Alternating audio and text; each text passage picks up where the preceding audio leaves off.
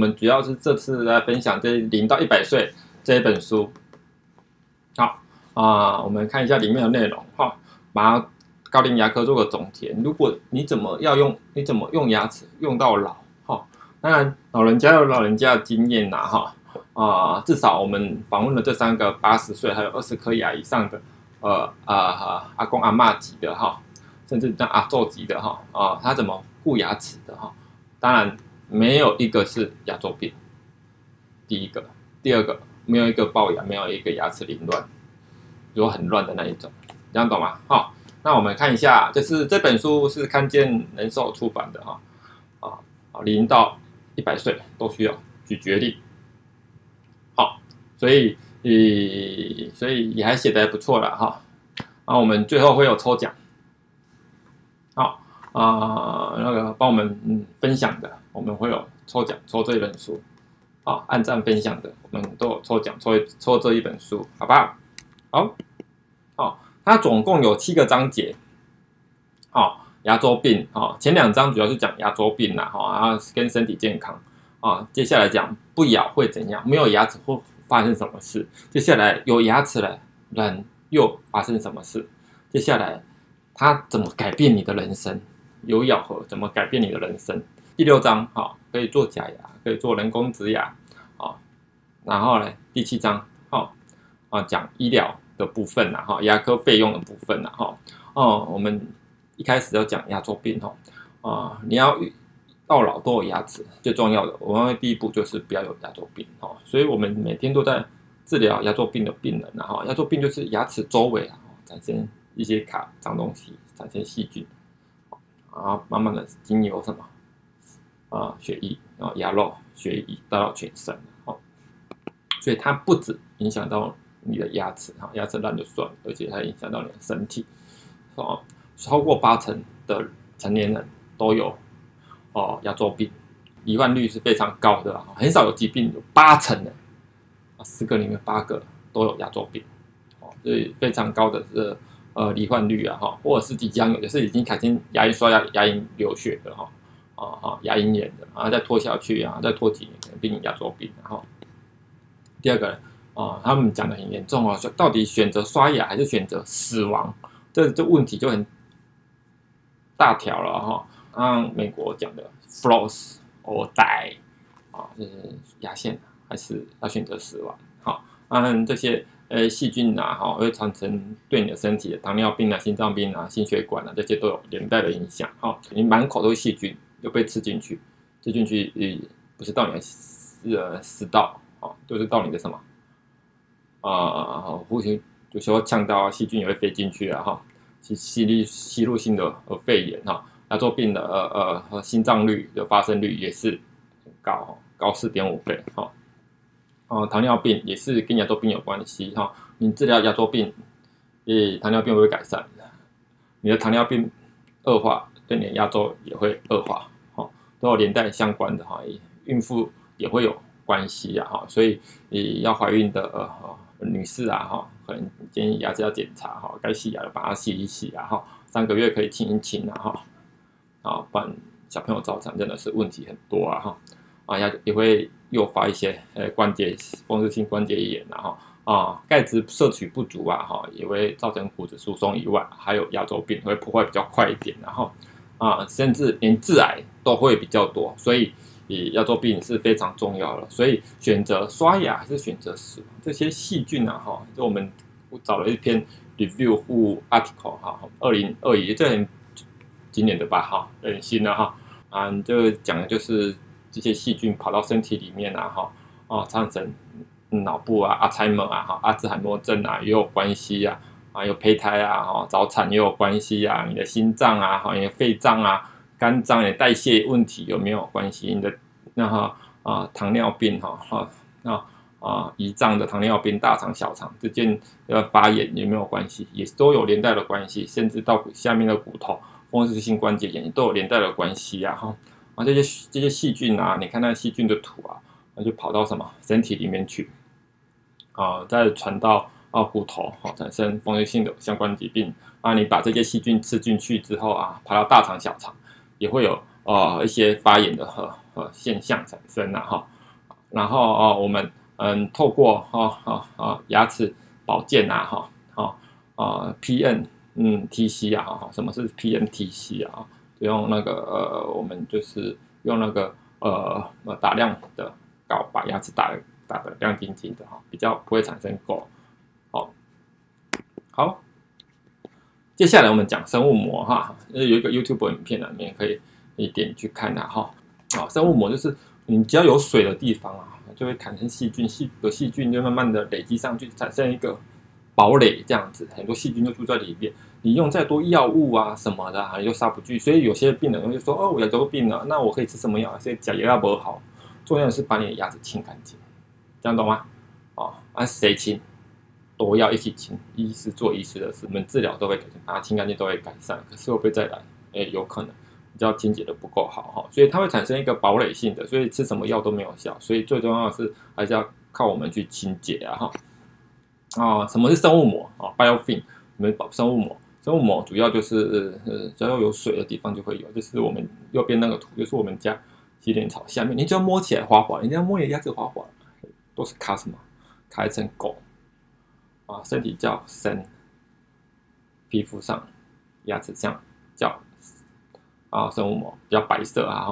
你看那个洗脸槽，那个摸起来油的那一层就是什么生物膜你冲水都清得掉，水再大都冲不掉，你还是会刷一刷才刷得掉所以你就要靠清洁，也靠刷所以很脏甚至有些需要做到手术的这个比较进阶大概看一看就好所以把牙齿弄好。第三章好，第三章我们开始讲到那个无法咬不愿意咬会产生哪些疾病？你们看儿童那吃东西这种东西不是只有进食会牵涉到全身的一些机能智力精神疾病这些都有影响。儿童的部分呢，你越吃他运动能力越为自己吃，运动能力越好甚至口呼吸，当然之后我们可以有机会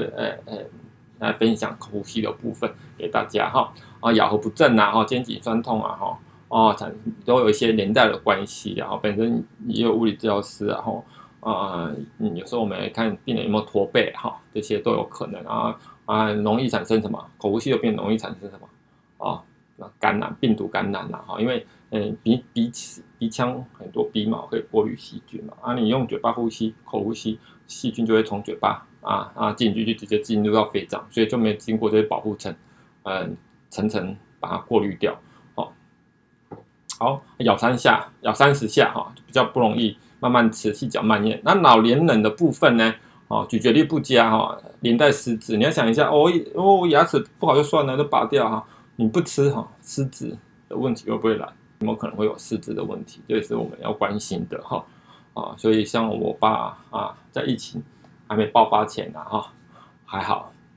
爸爸妈妈我妈妈我也帮他做完植牙2颗我爸爸也做植牙把它重建起来，让他有的咬还好，疫情前都结束了OK 所以能够把它清干净比较不容易失智限制心肌梗塞的机会比较小装上假牙跌倒风险老人家我们在医院很常那边贴那个预防跌倒，老人家很容易一跌倒骨折髋关节骨折你就一卧床就整个身体状况就变差，然后就很不一定可逆了不一定能恢复正常了，有时候就一直卧床就会比较辛苦然后咀嚼把牙齿顾好也可以减少很多花费，剩下牙齿越多，你的花费就越少，不管你任何疾病都有可能连带相关第4章找回活力。好100多岁的106岁的老人咬30下身体是有活力。我们看那个访问的这几个老年人都是非常有活力的，然后唾液也很重要我们现在有一些保健食品会吃一些用喝的蛋白那个用喝的能不能补充营养当然最好的还是靠嘴巴进食，可以吸收，也可以尝到一些美味不然你喝那个都没什么味道咀嚼对脑部的刺激也会比较好改善呼吸高龄年人不应该只是粗茶淡饭。那讲的就是说，我们不是要吃出喝一些简简单单的，我们要吃营养的，要吃肉，要吃鱼，这样子嘴巴有咀嚼啊，哈，不要吃这些不够营养蛋白质摄取不够啊，哈，对身体真的是不够好啊，哈。当然，吃口香糖也不错，哦。然后接下来呢，人咬的假牙可以让人找回活力，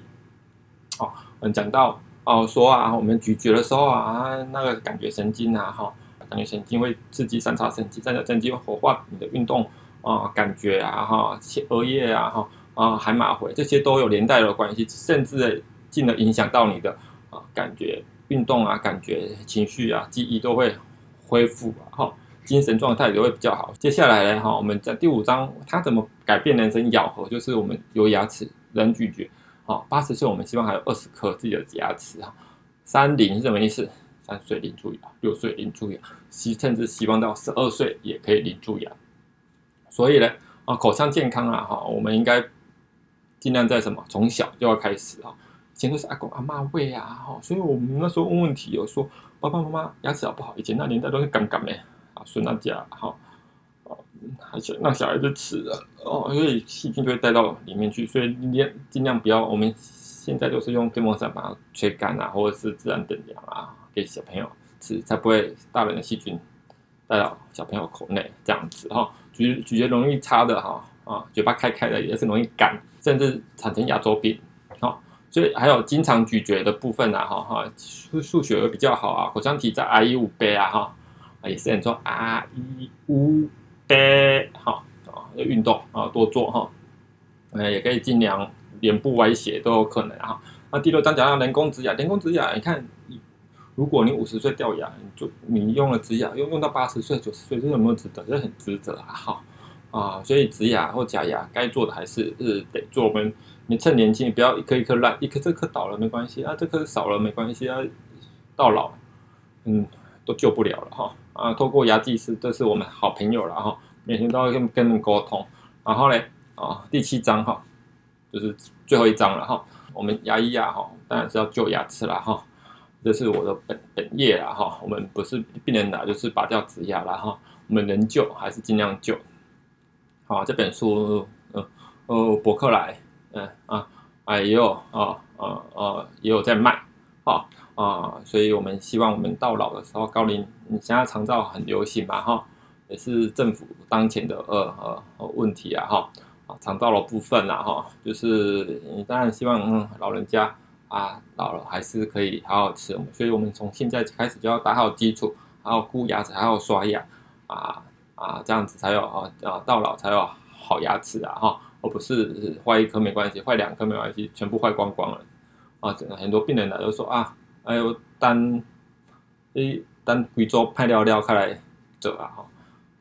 有时候就是会有这些问题存在所以这本书当然推荐给想要保留牙齿的。想要顾好牙齿的人看如果可以帮我们分享按赞的话，我们将会抽出一个来抽这本书，好不好？谢谢，拜拜。